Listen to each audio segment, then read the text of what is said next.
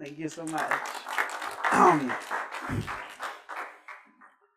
Thank you so much for hosting me. Thank you, Andrew, and thank you, Heather, and all of the friends who are old and new in the room. I'm really excited to meet with you today, but perhaps more importantly, I'm more excited about this new PowerPoint trick that I learned. So this is really exciting for me. Watch this. This is a video from one of our events that we did in the last year about this book, Democracy as Creative Practice, and it's a really good excuse to learn some new tricks. So today, I'm going to chat with you about how I came to this work doing arts and democracy stuff in Philadelphia, which is only now coming into focus to me as a kind of animating sort of trajectory or vector around my research and my activism. So I'm going to share a little bit about how I got here, and then talk about this project, Democracy as Creative Practice, that has been so rich and generative in helping me be in community with artists, not just in Philadelphia, but around the world now, and really building a community of sort of federated small practices, because people are doing this work of democracy and arts in cities everywhere we go. And the opportunity is to put people in conversation and connection to each other, not to create something that's new, but to support something that is ancestral and growing and urgently needed. And so to that point, I want to talk about the last year of learning from practitioners that I've been fortunate to do as I've been part of these events to travel around and talk about democracy and arts in cities. And then think a little bit about what that means for research and teaching and community engaged practice, both for me, but also for anyone who is interested in being part of that.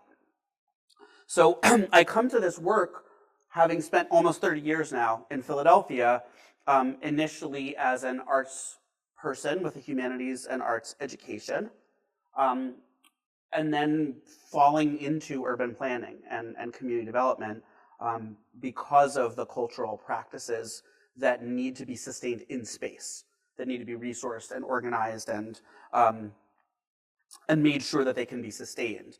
And so the first project that I got involved with is on the left. It's a community arts space called the Rotunda that I helped to start when I was an undergrad at Penn in the late 90s. And it really seemed clear at the time that a community gathering place for the promotion of arts and culture would be a really important ingredient in the healing between the universities and their neighbors, which have had a very contested and difficult relationship for the last sort of 80 years or so. And some of the folks in the room have seen that firsthand. And what seemed like a very intuitive thing to me struck everybody as a very novel and important idea, that we would just have a place where people could gather and make art and be in community. And so there was a lot of energy around resourcing it and getting it started. And that was from the largesse of Penn. I think it was part of their ultimate ambitions to sort of gentrify the neighborhood.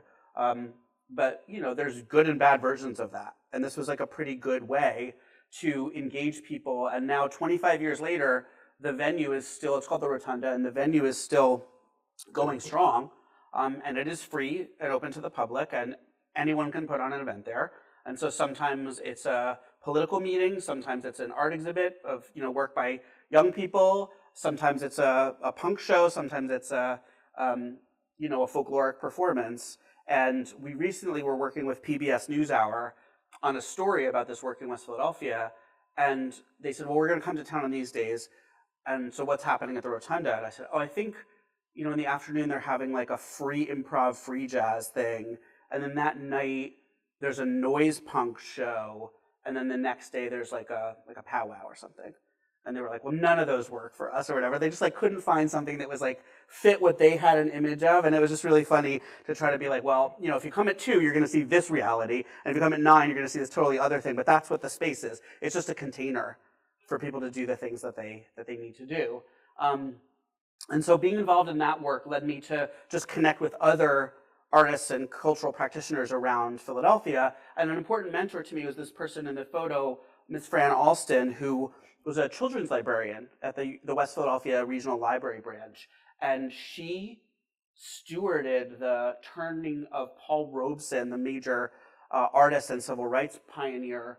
His last residence was just around the corner in West Philadelphia from where that library was. And he had lived there in seclusion after he had been victimized and persecuted by the US government for his speaking out about, inequality. And, some people think he was poisoned and was not able to function anymore in public because of his political activities. So he lived for the last 15 years of his life in West Philadelphia, and people would make pilgrimages to see him, and he led a very private life. And so Miss Fran got the control of the house and turned it into a house museum and worked with curators at Temple University to use a lot of the archival materials that he had left behind and turn it into a testament that this kind of Black excellence in political leadership is not something that you have to go somewhere else to see. If you're a kid growing up in Walnut Hill in West Philadelphia, one of the most important artists and pre-civil rights leaders was your neighbor.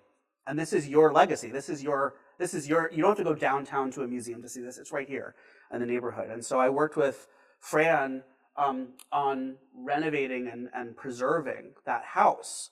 And this is kind of how I started to get interested in planning, because I didn't know anything about preserving a property or turning a house museum into a landmark, or for that matter, taking an old deconsecrated church and turning it into the rotunda.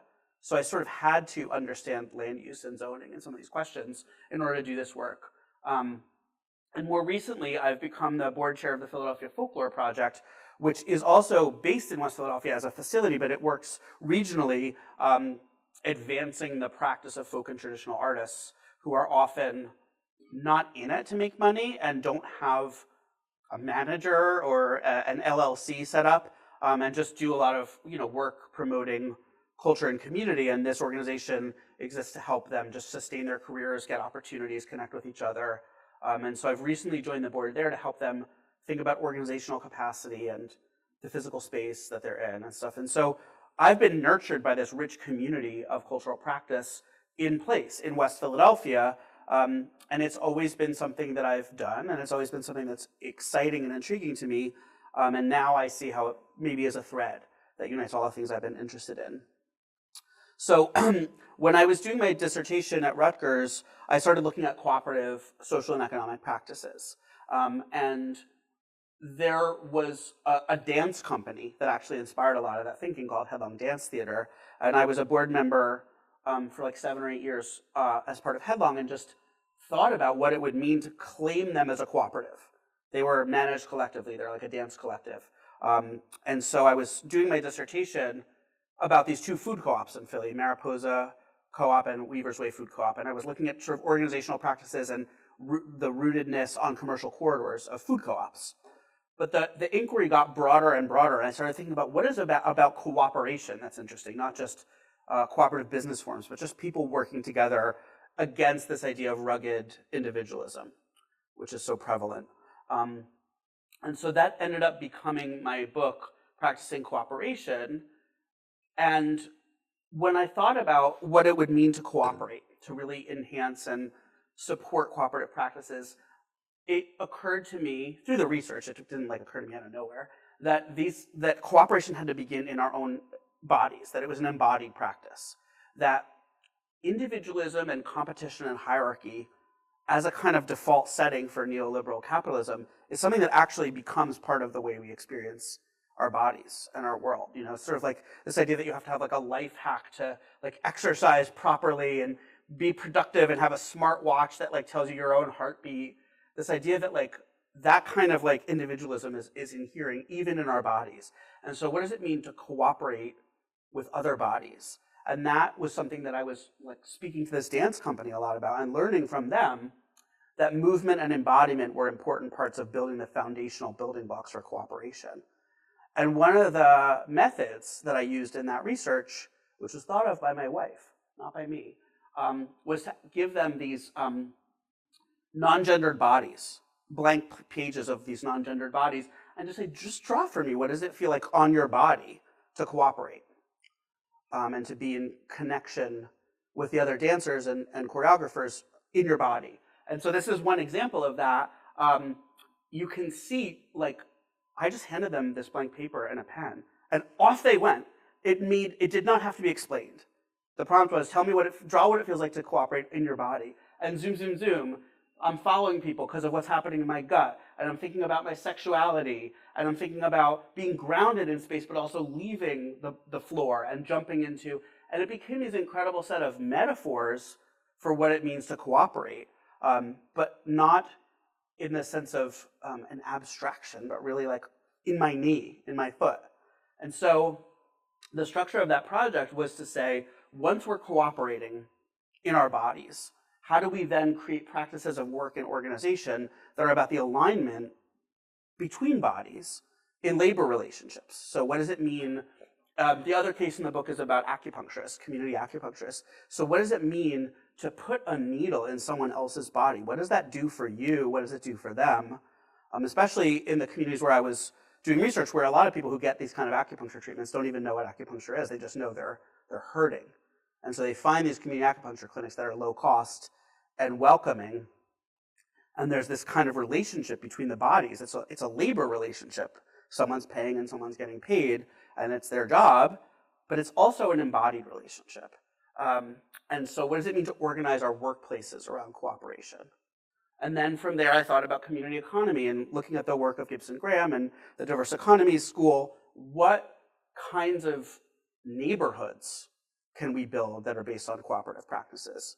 And certainly thinking about West Philadelphia and the work in arts and community that's been going on there, those are cooperative practices. They're not capital C co-ops, but they are cooperative practices that are sustained over decades, based on these kinds of ways of thinking about economy and reinvesting in our own communities, and especially in the case of arts organizations, keeping cultural production and consumption in neighborhoods and not as part of a tourist agenda. Yes, obviously, we want people from out of town to see the Paul Robeson House, but you have to go to it. It's not a special exhibition of the Philadelphia Museum of Art. It wouldn't make sense outside of its own context. And then, what are the implications for democracy? And that's where the end of the book gets really fuzzy and really abstract. How do we do democracy as a polis where every single person's in a body? So it was this recursive idea, like if we're all in bodies and you're standing in front of a tank that's going to mow you over, or you're at Cop City and you're up in a tree trying to stop this police action, like that's a practice of democracy, but it's also a practice of all of those other things. And so this became a very foundational kind of inquiry for me. And I put a QR code if you want to learn more about the book for that one. And it led me to think about the idea of practices, and practices as understood and formulated by the Scottish-American philosopher Alasdair MacIntyre. So MacIntyre is like kind of an Aristotelian Christian philosopher. He's a very complicated figure, but he has this idea that the way to achieve healing and progress for humanity is through practices that are placed or contextualized in narratives. And those narratives and practices are always referent to a tradition. They don't come from nowhere. They're kind of part of a lineage. And I think what he does that's interesting about it, by the way, this is a dance from Headlong Dance Theater, where they would work with neighbors in 4 different neighborhoods in Philadelphia to be the dancers, to make the dances about their own experiences. And then the audiences would travel to these far-flung corners of Philadelphia, some of which I had never even heard of, to be in their house and watch them dance and then have meals. Or the audience would have a big potluck with the people who did the dances. So from a MacIntyrean sense, when he's talking about practices, there are these socially established cooperative activities that are complex and have to be practiced. So he talks about chess as a practice. He says, you don't learn chess to become rich and famous. You learn chess just to get good at being good at chess and beating your opponent. And then sometimes you can actually get rich and famous from playing chess, or at least you could, before the computer got better at it than all of us. But the practice of chess is for the goods internal to the practice. It satisfies you to get good at playing chess, and then other good things might happen external to the practice, but you do it because of what's internal. And then those practices are always contextually dependent. They're dependent on history and geography and time. And so he says, I can only answer the question, what am I to do, if I can answer the prior question of, what story or stories do I find myself a part? There's no practices absent of a narrative context. So telling your own story and telling a story cooperatively is a big part of figuring out, what am I to do? And then finally, this idea of tradition, which is really hard for some people because tradition can often be so oppressive. The hierarchical and oppressive and toxic traditions of family, religion, and community that so many of us are reacting to leads, at least in my reading of it, to be, I don't want to do tradition. I want to do novelty. I want to do innovation and disruption. I want to be new. And what McIntyre says is actually what tradition gives us is a continuity of conflict. Tradition is not a static thing. Tradition is a dynamic thing that you're always in relation to, and you can't escape tradition. You can metabolize tradition and move beyond it, but you're always coming from a context, a narrative context, a historical context. And so making practices alive and rich and reinforcing is about understanding where they come from and what they're departing towards. So this whole thing was basically the process of thinking through cooperation in this book project. And then I got to the end, and I was like, I'm sure something good would happen for democracy if we did all these other things, but it was pretty fuzzy. So around the time that book came out, this, January 6th and the first Trump presidency, and, all the horrible things that are happening for democracies around the world and to democracies around the world, this is Gaza, were really on my mind, as they were on all of our minds. And I got a call from Tom Borup, who's an arts administration guy. He's a cultural planner. And he said, I read your book, and there's this whole thing at the end about democracy, but it's frankly not very well developed. And I think we should do a project together where we engage artists in thinking about the way their work enhances democracy. And he and I both knew people who fit the bill, but we were really interested in figuring out all the people we didn't know. And so we put out a call for people to write, artists really, to write chapters for this book, critically reflecting on their experiences promoting democracy. They're not promoting it, as a diplomat. They're making it in their communities. They're doing it as a creative practice.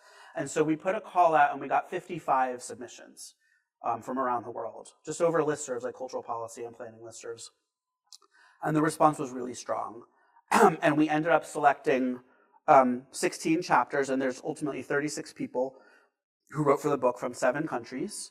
And it became this really important to me and rich conversation among people who did not have connections to each other, but were all thinking about the same things in different ways. And so the book came out, we did it for last summer because we knew we wanted it to come out before the US election. And so we worked with a publisher who could get it done in that time. And then we commenced this incredible journey, which I'm about to talk about, of taking it on the road. But I think one of the things we have to ask is, why would artists have anything to say about democracy, or at least anything that would be interesting to anyone but an artist? And what Tom and I were thinking about is going back to this idea of narratives and practices.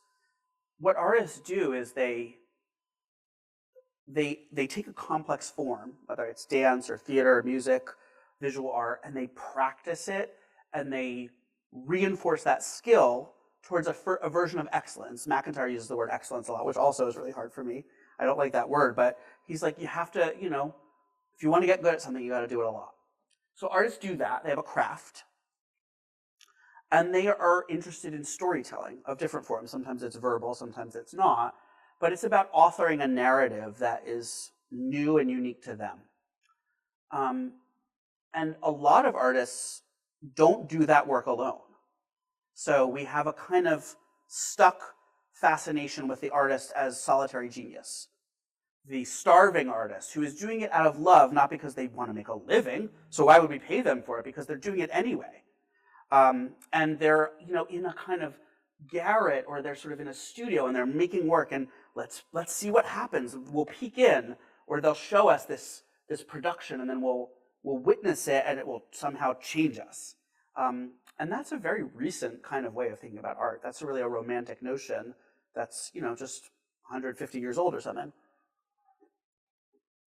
In fact, many artists are doing art in community, and the long tail, the long history of creative production is about what the legal scholar Lawrence Lessig calls it read-write culture, calling back to the idea of, remember you have those CD-ROMs and you would have like read-write CD-ROMs? That's what he was writing.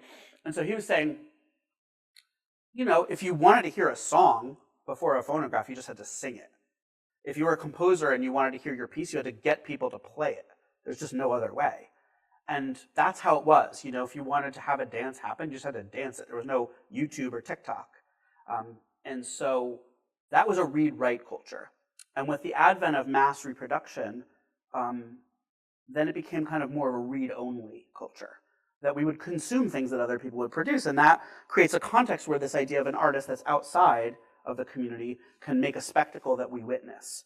And what Lessig was saying is, now with the internet, that was his framework, we're coming back to an awareness of a read-write culture, that we need to make things and consume things. And so artists have been doing this forever, and cultural practitioners, and only very recently have we thought of them as apart. They're special, they're interesting, they have a way of seeing, but they're not fundamentally different or separate from urban communities like West Philadelphia. And so what we found, and what all of these different case studies taught us, is that this is happening everywhere in all kinds of amazing and interesting and generative ways. And all we need to do is create a context where people can see it that way, that it is a fundamentally democratic practice of creating in community, and that the idea of a solitary creator is just a myth. Even the painter who paints in their studio, someone made the canvas, someone ground the paints, someone sells the work, someone puts the website together, the gallery. It's never a solo thing. So for me and Tom, we looked at all these submissions and we kind of abstracted it into a few different ways of thinking about what a culture of democracy looks like. And so one trajectory, one part of it is about storytelling and the construction of narratives. And this is beneficial because being part of a collective process of storytelling can help you create a sense of empathy. One of the things Andrew and I were talking about before is like, if all of the people who see the world in a different way leave a community because it becomes so toxic and dangerous for them. In the case of the States, I was talking about my my master's student, who's a queer Black theater artist. And they were like, I couldn't stay in Alabama safely. And we all left. All the people like me left. So what does that mean? They felt a real longing for that place and a love for that place. What does it mean if we all have to leave? That means the kids who are growing up there who want to experience their own narrative and storytelling will not have the diversity of examples that we set. And they wrote in their thesis about how they would go into Walmart and they would try on all these clothes and do like these fashion shows in Walmart. And that was like their subversive place. So like, that's awesome. What happens if you can't tell that story at that Walmart anymore? And then from an urbanist perspective, artists, architects and designers make space that can foster equitable relationships and belonging. And so part of it is like that idea of what I used to write a lot about called creative placemaking, which I think is not called that anymore and was a bad name in the first place, but it's still a thing of, making culture in places and making those places referent to a kind of a built environment that's supportive of that kind of cultural practice. Artists are often working at the game of trying to destabilize hierarchies, right? So when we think of satire, when we think of queering performance, when we think of even going back to Shakespeare and the jester, this idea of the adinanta, the turning things up on their heads, that's a very important function of artists, to satirize, to poke fun at, to create non-hierarchical forms of production, to create more agency. In our book, there's a lot of people who work on discourse and deliberation, right? So the political organizing around issues where people feel so polarized and stuck can be done in a different way if artists are leading that conversation. And what we found in these book events is that if people make an improv dance, people like us in a room who don't necessarily make improv dances on the regular, and then we talk about the issues facing us or our communities, we're talking about them in pretty different ways than when we come in to talk about your perspective on abortion or your position on DEI. Those things are like, those are manifestations that are sort of external to the process of making something. And then when you've made something collectively, you can start to talk about which of those things really are like animating you, and maybe what are your fears, where is your anger, where do you feel betrayed, and not about like how'd you vote? That's like so far down the line from that. And then this idea of just organizing. So there's incredible artists, we'll talk in a minute about artists in residence in government, who are just organizing people through creative practice to talk about things that are not working for them or things they want to see, you know, unsafe traffic intersections, or a park that's not safe anymore, and how do we reclaim through agency those places. And then finally, the most sort of explicitly democratic thing is artists who work on, you know, voting and government and making accountable the structures of power in ways that sort of feel like capital D democracy, but are sort of the way they're doing it is quite innovative, but it's also what a lot of people think of as democracy. So when Tom and I sorted all of these submissions, there were 4 buckets, and I'm going to give examples of these. So the first was this place-based idea of making art collectively about a place and in a place. Then there's the question of the aesthetics, like how do you make good art that's also good community building democratic work? Because the question for a lot of us with community arts and political art is that often the art sucks. And so we don't want to give up on the aesthetic inquiry in service of politics. That the art has to be rigorous and rich, no matter what that looks like. That's not a specific aesthetic that I would endorse, but the aesthetic has to be a conversation. And then learning, you know, in the Deweyan sense, like you have to make democracy, you have to learn how to do it, and you have to do it together over and over and over again in every sphere. And it's a learning question. And so one of the things that I don't think a lot of people who know Dewey know is that he helped this crazy philanthropist, Albert Barnes, create a museum outside of Philadelphia called the Barnes Collection or Barnes Foundation that has a completely novel and kind of idiosyncratic way of presenting art that is like, there's no wall labels. There's African art and Pennsylvania Dutch metalwork and cubist masterpieces just hung in these crazy juxtapositions. And Dewey was really instrumental in helping Barnes formulate a vision. And the Barnes Foundation was a school. It wasn't a museum. And so there's this way in which learning and creative democracy and art sort of are all ideally in conversation. And then the last part is these civic processes, so the democracy work around, you know, organizing and voting and stuff like that. So I'm just going to give a few examples that come out of this book project quickly, and there's a lot more detail in the book.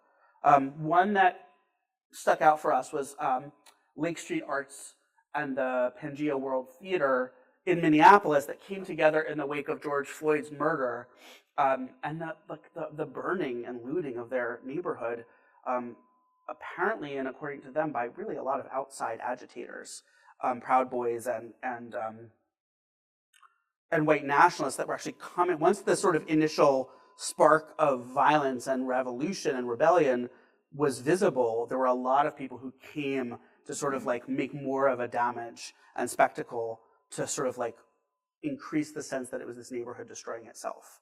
And the pain, I was there, we did an event in Minneapolis with these folks, and I got to go to George Floyd Square, which they're working on trying to preserve and figure out what to do with. And just the pain is so raw and so real there. And so right then, Meena Natarajan, who wrote the chapter, and her group Pangea World Theater partnered with churches in the neighborhood and all kinds of community organizations, and they engaged this indigenous artist, Angela Two Stars, to create which was like a cocoon, and everyone could, or a chrysalis, and everyone could come. Something like 600 people like wrote pieces and wishes that went into this chrysalis at this George Floyd Square, and they did this, you know, community arts process, and then ultimately they turned it into this amazing butterfly mural, and it was all about kind of getting people to think about the rebirth of this place as led by the communities affected.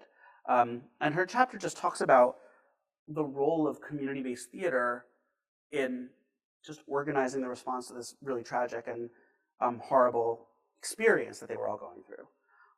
And so, you know, hearing Meena and her partner talk about it, they're organizers, they're cultural organizers, and they were organizing this community to figure out what it meant. An example here from Vancouver to talk about this idea of satire, Heather McLean, who teaches geography, is a feminist queer scholar and satirist, and she created this crazy, hilarious webinar that was about the housing crisis in Canada and settler colonialism and universities' complicit nature with that. And so she created this webinar with her alter ego, her drag king alter ego, Toby Sharp, with 2 Indigenous artists that she works with who created these other characters. And they have this amazing webinar that's kind of like a TED Talk, like an inspirational webinar about how, the future of housing in BC was that everyone would live in these porta potties, because it was like the ultimate tiny house. It's like a prefab tiny house, and we're gonna live in these porta potties, and we're going to, like, while the rivers burn and the climate is changing and there's wildfires everywhere, and there's these like really bizarro visuals and these hilarious satirical motivational characters. And it's just like, it's like the laugh to keep from crying. And this idea that drag and satire and queering urbanism is a way to just stimulate a conversation about how crazy it is, how bananas it is to try to like thrive in communities that are affected by climate change and the housing crisis. And there's just something that in the laughing, we destabilize those hierarchies. And then in Philadelphia, where I am based, Lisa Jo Epstein has an organization called Just Act. And they worked with the city's rebuild process, which was a process to rebuild libraries, community centers, and pools and other civic infrastructure that is funded by a sugary beverage tax, a soda tax. So the city had this money coming in and they need to revitalize these places. And someone hired Lisa Jo to help in the redevelopment of a senior center and a rec center that were in the same building, but it was 2 separate user groups. And they were going to tear it down and build a new one. And they said, okay, here's the plan, like typical planners. They came in, they had the blueprints, they said, this is how we're going to redo it, and kind of wanted the rubber stamp of the neighbors. And Lisa Jo was brought in to actually use theater of the oppressed tactics and techniques to, instead of have the community meetings where everyone who always comes to community meetings always says the same things that they're always going to say, and no one's listening. She started with these story circles and what she calls gift backs, where, I hear your story and then I gift you back something I heard from your story that means something to me. And getting the seniors and the people who are interested in active recreation to collaborate. And they created theater, they created drama, they dramatized the process of living in that neighborhood and what a community center and rec center could be for them. And these are not trained actors. These are people who've mostly never done it before. And the results are different than the results they would have gotten from a traditional planning process. And then finally, on the more sort of like civic processes side, my colleague Johanna Taylor, who is at ASU, and Megan knows her, is part of a group called Care Lab, and they work on placing artists and residents in government at all levels. And those artists are now all fired in the States. This person in the picture, Amanda Lovely, who's one of the organizers of that group, was an artist in residence for St. Paul for many years, and she did this thing called pop-up meetings, where instead of asking people to come to community meetings at a time that was not necessarily convenient to them, she just drove this van around the city and had pop-up meetings at parks and barbershops and churches, and she brought it to them, and there were popsicles and drawing and stuff, and it created a sense of like bonhomie and just like collective fun and thriving that allowed her to help the city do planning and development in a new way. And in the Biden administration, the Environmental Protection Agency announced they were going to have 6 artists in residence for the first time, in part because of their advocacy, and Amanda was on her way to DC to be one of those artists in residence, and then, of course, that was all shut down. So what happened after we did the book is that, I emailed all my academic friends and colleagues and said, I'll just come do a book talk, I'll do this. And people were interested, and then sort of between that and the events, Tom Borup and I, the other editor, were like, actually, let's just not do book talks. Let's do participatory arts events. Because how can we talk about democracy in a room like this, me talking to you and you listening? We have to do it in a way where the people are making it in the moment. and there are artists leading that, or else it's not authentic to the project. And that got people excited. So these are just a few photos, and I have videos and stuff too, but this was a Philly one that we did with cultural organizers in Philly, and that was a fun homecoming for me, because there were a lot of people I'd worked with for a long time, and a dancer, Siobhan Norris, organized these like movement pieces, and then we broke into breakout groups and we talked about the future of the city and arts, and then we came back at the end and did like a big shout, like a big song and a shout. And that conversation piece is part of it, right? It's not just a spectacle. We don't just make an artwork. We then talk about, what's going on in that city, what's the role of culture. We did a conference in Osuna, Spain, which is a lovely historic city. And 4 or 5 of the contributors of the book were at the conference just because they were at the conference. And so they had this idea to like write a score. It's like a 2-hour session. And one of them, who's from Portugal, like brought tapas and wine. He was like, we can't have this workshop without tapas and wine and ham. And so at one point we played a card game. At another point we had like a break for tapas and wine. And there was a facilitator there who like made everyone make these crazy improv structures. But it was a planning meeting for the future of democracy. And then recently we did one in Nashville at Vanderbilt. And we had to, make these. I don't do this stuff, like this is new to me too. I'm not a movement person at all. I'm a writer. So we've done like 20 cities now, and that's not what I was expecting from an academic project. We've done a couple in Canada. We've done the Spain one. We have a bunch of invites in the UK, Australia, and then like 12 cities in the US. We put our feelers out about doing this, and now people are coming to us asking us to do it. And it's incredibly labor intensive because we're working with different artists for every event. So there's no like preset template. I'm doing one in Denver in 2 weeks, and there's these like 2 slam poets. And they're like, well, we're gonna just write, like I'm gonna do a dance based on the conversation, and then we're gonna make slam poetry with I'm just, okay. So it's been this process of travel and engagement and learning from people who just, like for them, that's what they do. It's just a new container. And so what are we learning? So this is not a very fleshed out slide. I think this isn't the final version. But a few things. One thing, when we were in Toronto, a theater artist, Andrea Saf, a Palestinian-American theater artist, said, we're talking a lot about democracy, but we need to remember that democracy is not the same thing as justice. That we can have a democratic process that leads to extremely unjust means. Like, Hungary and the US and these other places, the people who are running the show were brought into power democratically, and then they dismantled those norms, but democracy is part of the problem. And often in the theory of democracy, in political science, early on at least, there was this worry about the tyranny of the majority that will aggregate preferences, and then all the people who don't have those preferences will get screwed. And in fact, now what we're seeing through gerrymandering and disenfranchisement and misinformation is actually the tyranny of the minority. Like if you look at that book, Democracy in Chains by Nancy MacLean, it's like a 50-year project to figure out how to like have the smallest sliver of electoral and social and political power to have a small group of people do things that are extraordinarily unpopular, like take away reproductive rights, which like 80% of Americans don't want. But like there's this tyranny of the minority. And so blah, blah, blah about democracy, but like if democracy brings you autocracy, then it's really not what we were looking for in the first place. So that's one thing. A second thing that I've been realizing is that democracy is not an abstraction or an assumption. And I was saying this last summer, and it sounded like really smart then. Now everyone's like, right. So, it's not an assumption. It's not been here for that long, and it's not necessarily going to stick around. And we have to make it and remake it if we want to do it and have it.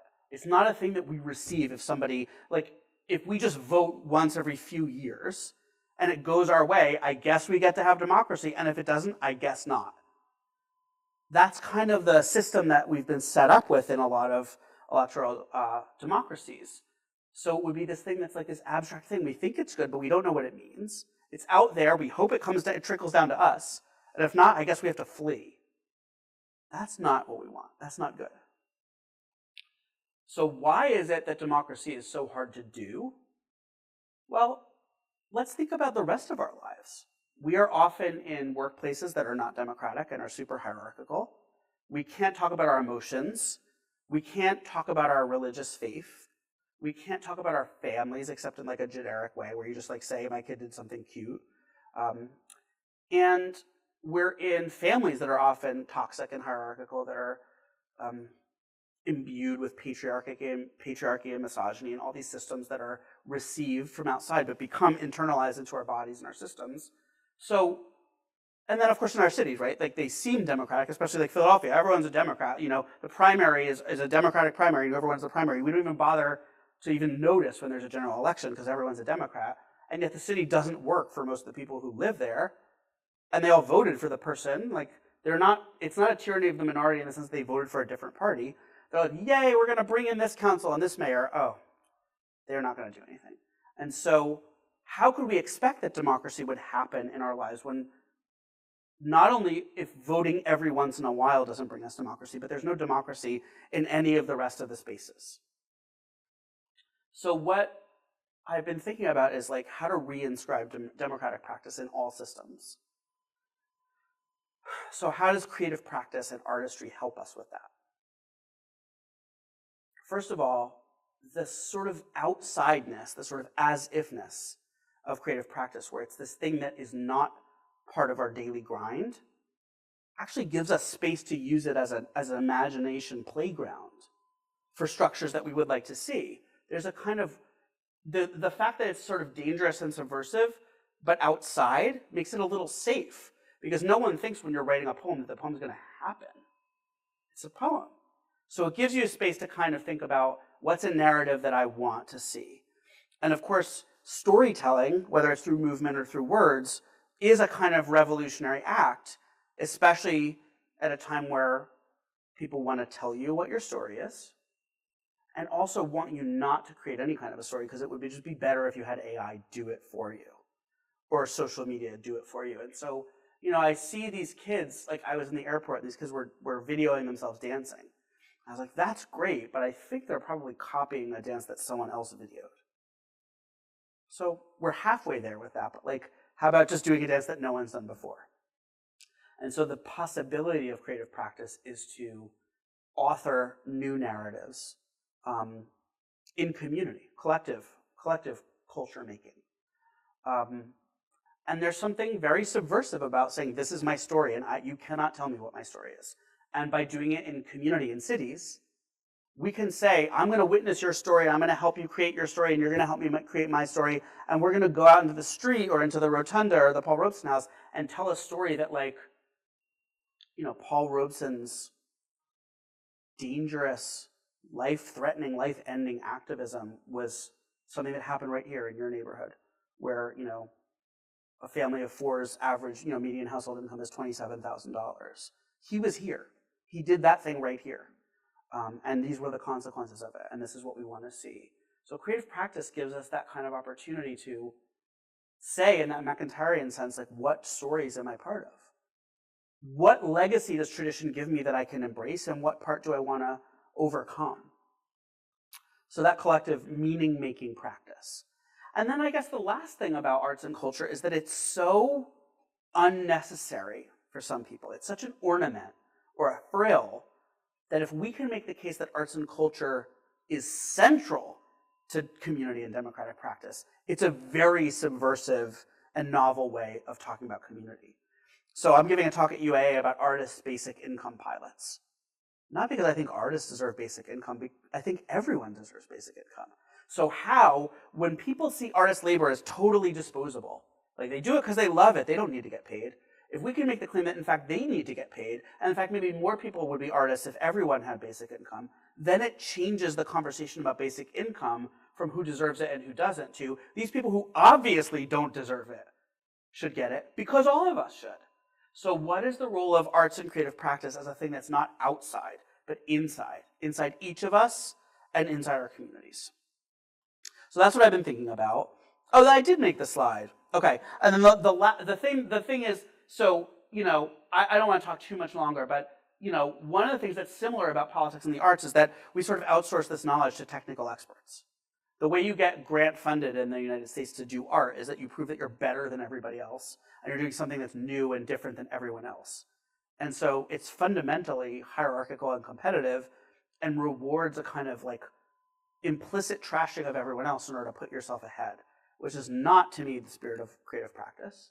And politics is the same. We're like, I'm not an expert. Let's let the experts handle it. And they've handled it and handled it and handled it, and now look where we are. It's not the experts' fault, but it's the outsourcing of knowledge from our communities of practice to some outside. Well, they'll govern us. I hope it goes well. They'll make the art. I hope we like it. So what does it mean to destabilize that rule of experts and instead do something that's improvisational and forever unfinished? That is actually not about ending a practice. It's not about arriving at a solution. It's about continuing to play and make questions. And then this thing, so I was doing this interview for PBS at one of those events, and the guy was so smart aleck. He was like, well, if everyone's an artist, is anyone an artist? And is everything art? I was like, don't ask me that. I don't have an answer that's going to satisfy you. But I've been thinking about it since then, and I thought, why don't we just treat art like exercise? You don't have to have an MFA in running to go on a run. You don't have to do it all the time until you run a marathon and win. You could do it one time. No one cares. Run. You don't like it? Don't run. You want to run once a week? Fantastic. No one cares. But if you're really good at running, apparently some people will pay you in a sponsorship to run really fast or to run for a really long time. And a whole community will come together to watch you run. I don't understand it, but I see that there's a kind of like virtue in excellence. Like you get really good at running, that could create these external goods. So instead of thinking of art as something that other people do because they're experts at it, what if we all just sort of like laced up our running shoes and just tried it? If we like it, let's keep trying it. I am a musician. I am not a very good one. But being a musician makes me want to pay to see other people be musicians who are better than me. Because I get it. I'm like, oh my God, I can't do that. I've tried and I can't. So in arts management and in cultural policy, we're constantly, why don't more people come to cultural events? Why don't people patronize the arts more? If they just knew what was good for them, they'd go to the symphony. So how do we get more butts in seats? I know what we'll do. We'll do 5 white Eurocentric operas and 1 black opera. And then black people will come, they'll see how good the white operas are, and then they'll come to all the operas. So it doesn't work like that. It's not working. The arts audiences are aging, and they're not getting more diverse.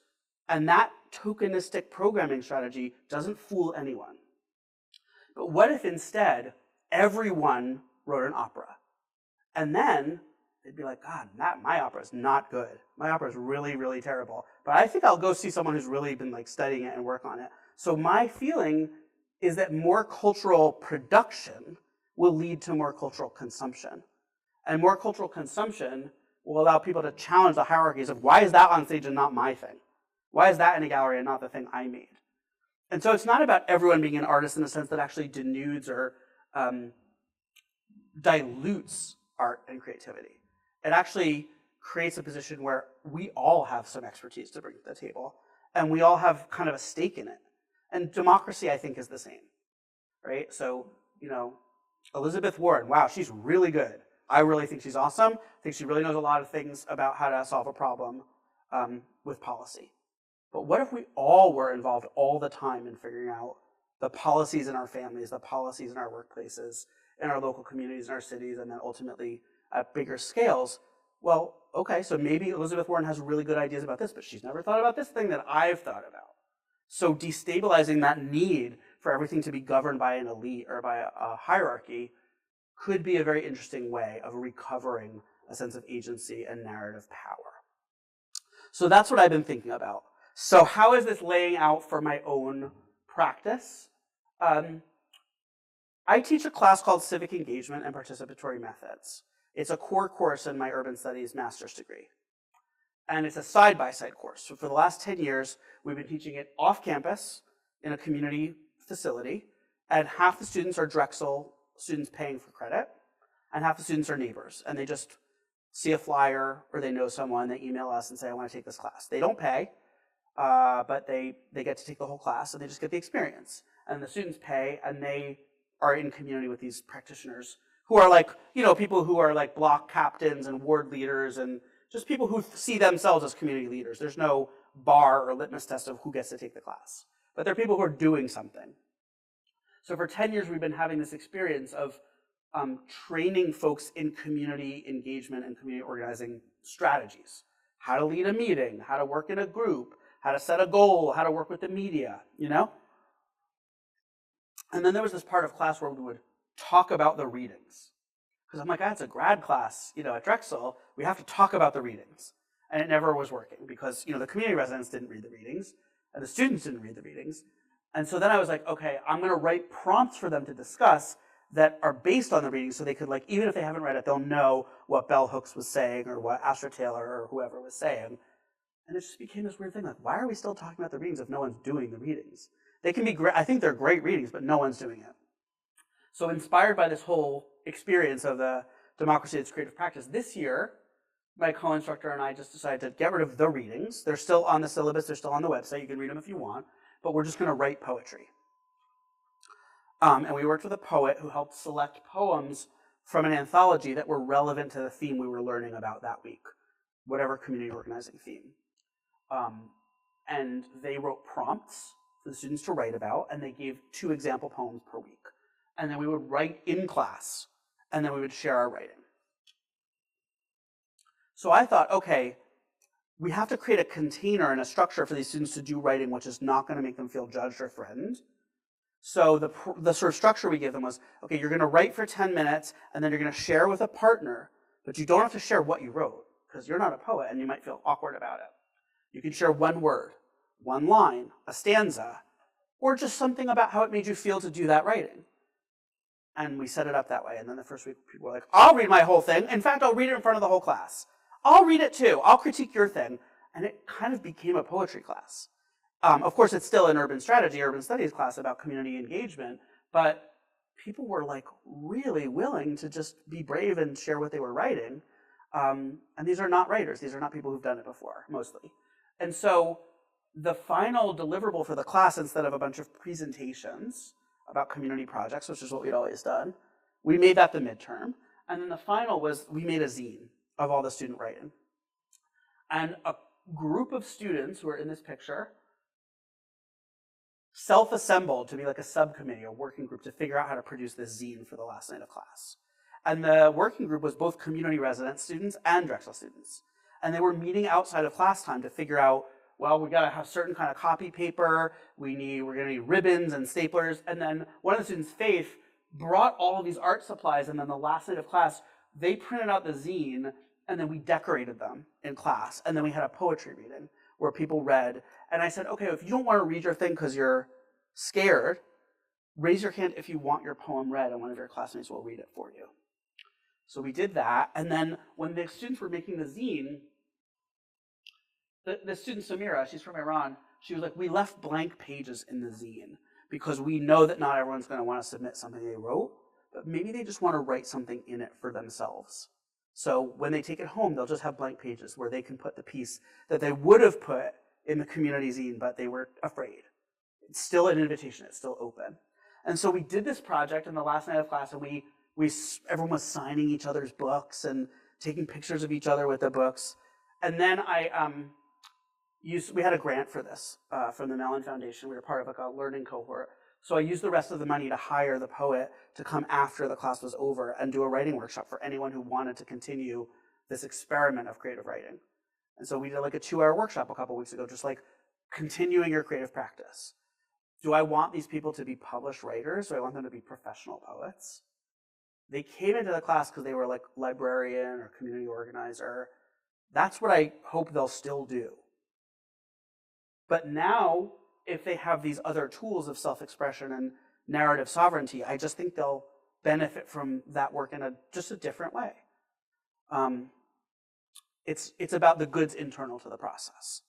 So it's making me rethink all of my teaching. Why am I teaching arts administration but no one ever makes anything creative? We just talk about fundraising. Why am I teaching planning and all we're doing is, whatever, GIS, and we're still going to do all those things, but is there a way to do it in a way that embraces these strategies? And now as I'm planning research projects, I'm like, oh, am I just going to go out into community and do this study like I've always done, and then go back to my desk and write it up myself and put it in a paywall journal? That's making me uncomfortable now. So it's kind of like messing with my whole system in a good way. So that's kind of where it's at. So what's next for this work? The first thing is connections across space. So the beautiful thing about this book is that there were 36 people who wrote in it, and we've done events with 30 of them.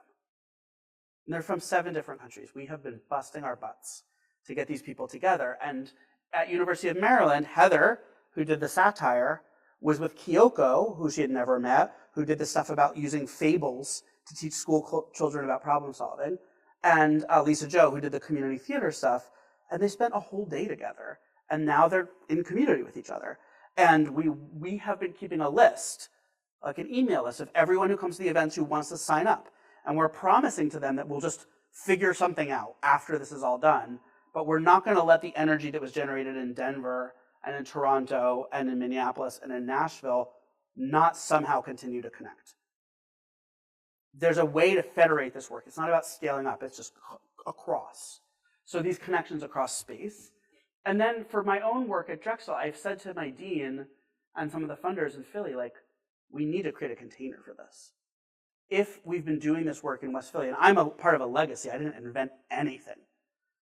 If everyone's having this energy, could we make some kind of a structure, a lab, an institute, or whatever, that's grounded in participatory, creative, artistic methods to do inquiry on how to sort of address urban challenges? So is there a way we could fund that and sustain that, within the university or wherever, but so that we can keep doing it? And then the role of cities for me is the way I'm now thinking about the next book project that I want to do. The fun thing about this book was that we got to work with all these artists on refining their critical reflections, because they were all wanting to write like a grant application, right? I am so great. I worked with 10,000 students, and everyone stopped having gun violence in their neighborhood because of my art. We're like, okay, I know we're not going to give you money at the end of this chapter. Like, you could just tell us how it really was. And like, okay, all of those things are true, but it was really hard, and I was burned out, and my marriage ended, and the students still shot each other, whatever, some crazy things. So it was a process of like helping people find the richness and complexity of their story. But the next project for me is to think about, okay, now that I know that people are doing this all over the world in different cities, could we theorize about how the conditions arise for this to be done with force, with impact? It's been done for a long time, and it's been done all over the places, but no one's been thinking about what are the similarities and differences among different movements. So as a preview of my next project, and this is something I'm going to ask you all about, in World War I, in Berlin and in Warsaw, New York, and Paris, there was this movement of Dadaism. And Dadaism was this aesthetic experiment around process that was a reaction to World War I and a kind of like technical rationality that led the world to the brink of destruction.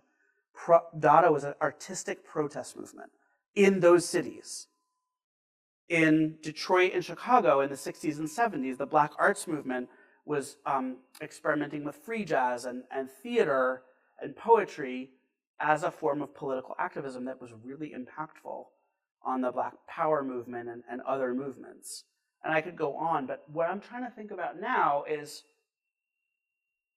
what happens to create the conditions where these things can really work and then have an impact that kind of becomes part of the history, not just of art, but of also organizing. So this project that I'm starting like very slowly now is to just collect stories, both of ancestral practices, but also contemporary practices. I met a guy who's Inuit who works in Nunavut in Canada, and he said, you got to come see what we're doing in the Arctic Circle. We're reclaiming cultural practices that were illegal and persecuted by the church and the state, and we're figuring out how can we make them new, but also like keep the legacy of the tradition. So there's a lot of incredible energy that is not at all about, I just noticed it. Like, everyone's doing it.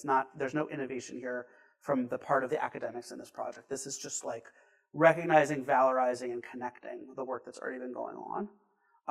And so, so this was like the Post-it notes we had people put on in one of our last workshops. with like all these hilarious, beautiful sentiments. So we just want to kind of like keep that spirit of improvisation, unfinished, forever a draft. Duchamp made this huge piece called The Large Glass, the bride stripped bare by her bastards. It's like one of the most incredible, important pieces in the history of art. And he sent it to the Philadelphia Art Museum so that they could display it in their permanent collection. And on the way, it cracked. It totally cracked. If you've ever seen it, it's completely cracked. And they said, "Oh, we're so sorry, Monsieur Duchamp, we cracked your thing." He said, "Well, now it is definitively unfinished." So anyway, all right. Thank you guys so much for listening. That was really, really great for you to listen. Thank you so much.